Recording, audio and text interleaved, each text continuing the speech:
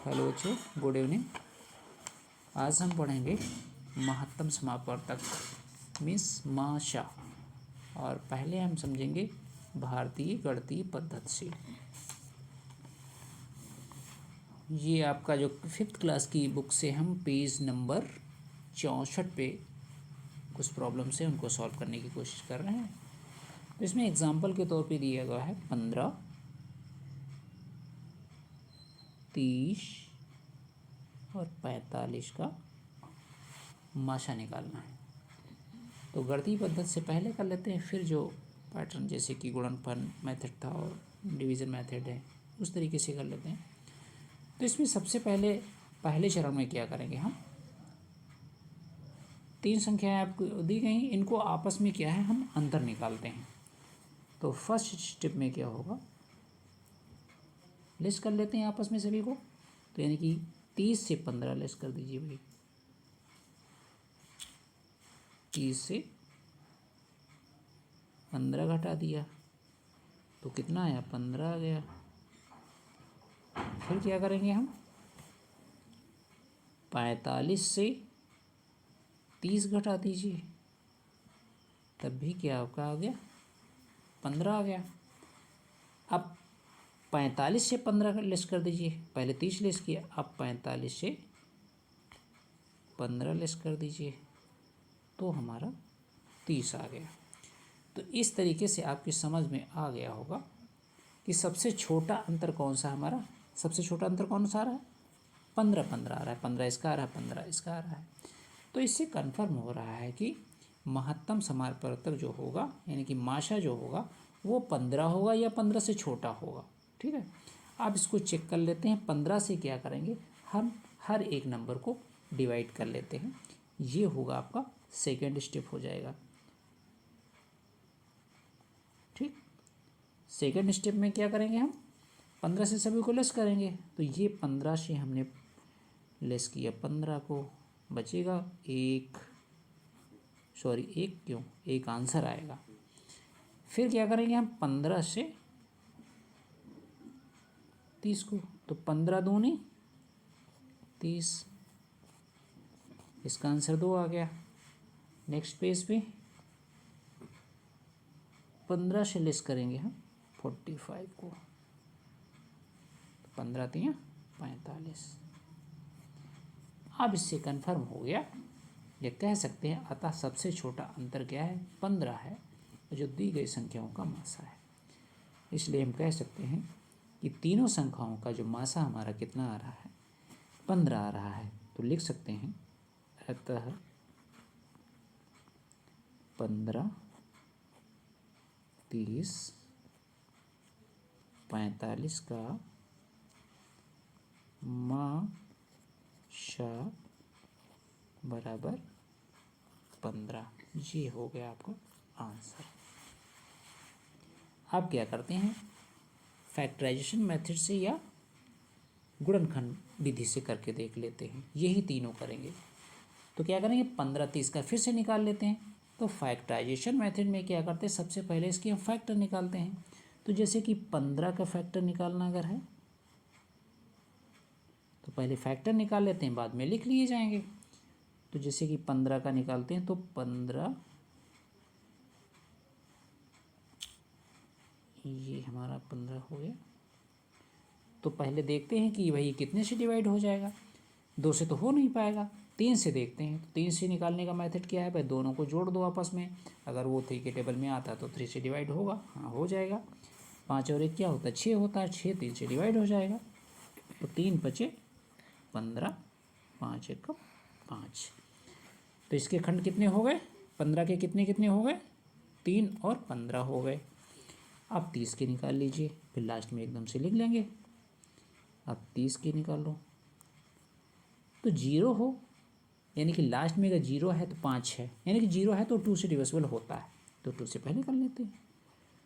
2 1 कम 2 1 कम 2, 1 बचेगा 10 हो जाएंगे, 2 पंचे 10। अब 15 तो अभी कर चुके हैं, हमको मालूम है 3 से कट जाएगा, तो 3 बचे 15 और 5 1 कम 5।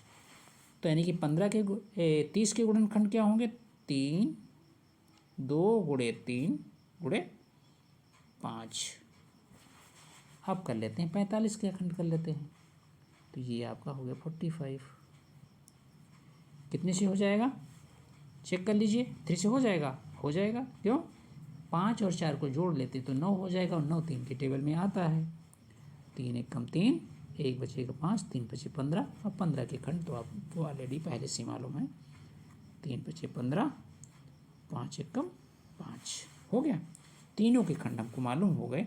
अब हम नेक्स्ट पेज में क्या करते हैं, लिख लें तीनों के।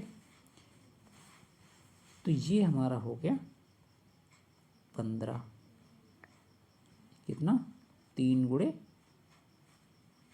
5, और दूसरा हमारा है 30, तो इसके कितने होंगे 2 गुणे 3 गुणे 5, और 45 का कितना था 3 गुणे 3 गुणे 5। ठीक है, 3 3 9 बचे 45। आप क्या करते हैं, तीनों का मासा निकाल लीजिए। माशा बराबर क्या इसका रूल है, माशा में निकालने का रूल यही होता है कि जो तीनों में कॉमन मिलेगा वही उसका क्या होता, मासा होता। देखते हैं कि ये भाई 3 यहाँ पर भी है, यहाँ पर भी है, यहाँ पर भी है, यहाँ पर भी। क्या लिख दें, 3 गुणे 5। देखो दोनों जगह, तीनों जगह 5 भी मिल रहा है, तो ये 5 एक निकल लिया, गुणे 5। तो बराबर में आंसर कितना हो गया, 3 बचे 15।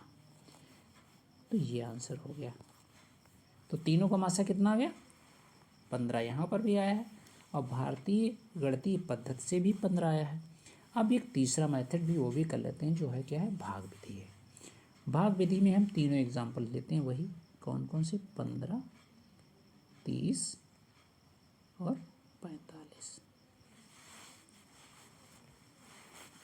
इसको क्या करते हैं, सबसे पहले क्या करेंगे, हम 15 से दूसरे नंबर को डिवाइड करेंगे।